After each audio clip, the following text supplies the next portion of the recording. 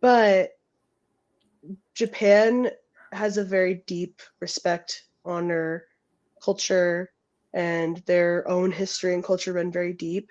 And so what I've experienced from people I've met and stuff that I've done there is that a lot of it just comes from this is the way it is and this is how it is and things are going to stay the way they are.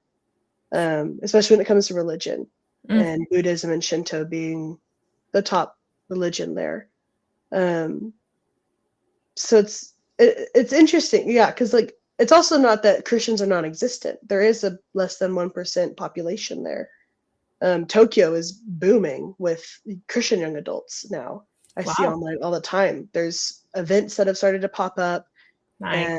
and but what's different too is that I think it's 0.7% of Japan's population is Christian, but 0.3% is Japanese. The other percent makes up foreigners, other 4%. And so why it has stayed under 1%, I don't know.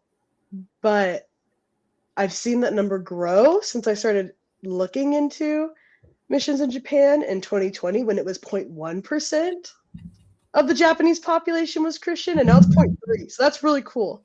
So people are interested and people are curious, but they've lived in Buddha and practiced Buddhism for so long. That's just the way it is. And it's scary for people to leave that too. There's a shun and like shame culture around, and it, like you're disrespecting your family and your your ancestors if you no longer practice this. So there's a lot of fear of being shunned and shamed by your family. I know friends who, when she became a Christian and they got married, like her dad didn't want anything to do with the wedding because it wasn't a Buddhist wedding.